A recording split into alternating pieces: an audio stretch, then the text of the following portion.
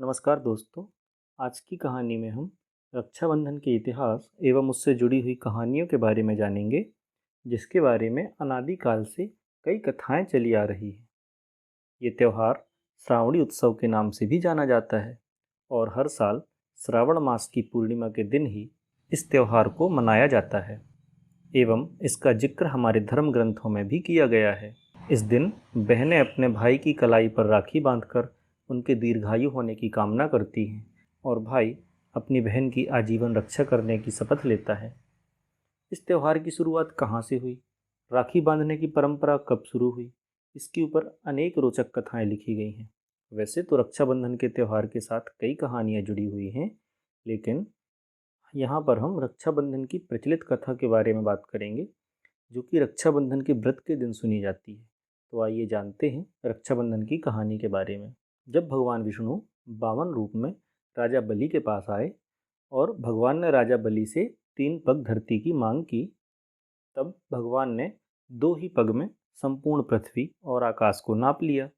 तब राजा बलि समझ गए कि भगवान उनकी परीक्षा ले रहे हैं। उन्होंने तीसरा पग अपने सिर पर रखने को कहा। इससे भगवान विष्णु प्रसन्न हो गए और उन्होंने राजा बलि से कुछ मांगने को कहा। राजा बलि ने भगवान विष्णु से वरदान मांगा कि आप मेरे साथ पाताल लोक में 4 महीने तक पहरेदार बनकर रहेंगे। तब से भगवान विष्णु लक्ष्मी माता जी को स्वर्ग में छोड़कर वर्ष में 4 महीने राजा बलि के यहाँ पहरा देने लगे। वह पहरेदार के रूप में रहने लगे। रक्षाबंधन के दिन श्री लक्ष्मी जी स्वर्ग से राखी लेकर पधारी।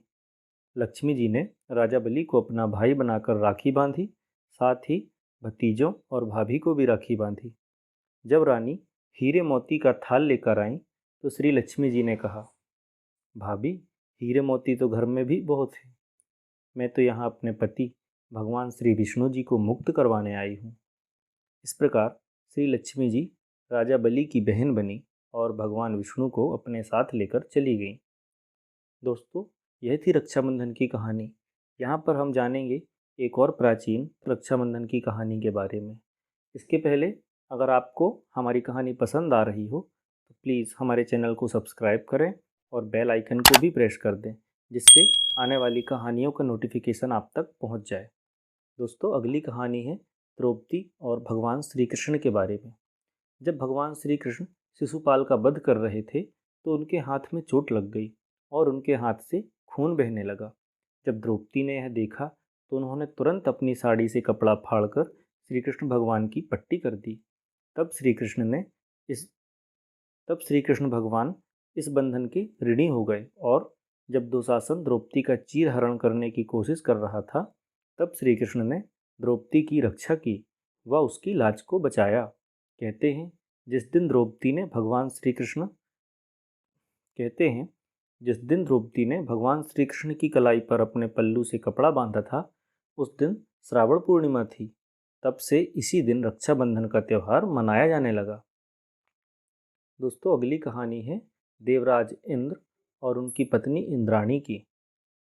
भविष्य पुराण में एक कथा प्रचलित है, जिसके अनुसार एक बार देवराज इंद्र और वत्रासुर में भीषण युद्ध हुआ। इस युद्ध में देवराज इंद्र की रक्षा के लिए उनकी पत्नी इंद्राणी ने उनकी कलाई पर श्रावण पूर्णिमा के दिन राखी बांधी, जिससे युद्ध में देवराज इंद्र की रक्षा हुई और वह उस युद्ध में विजयी हुए। दोस्तों, अगली कहानी है सिकंदर और पोरुस की। सिकंदर को तो आप सभी जानते ही होंगे, जिसने पूरे विश्व में अपना परचम लहराने की सोच रखी थी। उसने चारों ओर युद्ध करते हुए उनमें जीत हासिल की और भारत की सीमा में प्रवेश किया। परंतु भारत में उसका सामना राजा पौरुष से हुआ और राजा पौरुष अत्यंत पराक्रमी, बलशाली तथा वीर पुरुष थे। उन्होंने सिकंदर को पहले ही दिन युद्ध में धूल चटा दी। तब सिकंदर की पत्नी ने अपने पति की रक्षा के लिए राजा पौरुष को राखी भेजी थी। राजा पौरुष आश्चर्य में पड़ गए, लेकिन राखी के धागों का सम्मान करते हुए उन्होंने इसे अपनी कलाई पर बांध लिया। जब सिकंदर और राजा पौरुष का आमना सामना हुआ, तब राजा पौरुष ने सिकंदर को मारने के लिए तलवार उठाई। तब उन्हें कलाई पर बंधी राखी दिख गई और उन्होंने तुरंत तलवार को रोक लिया।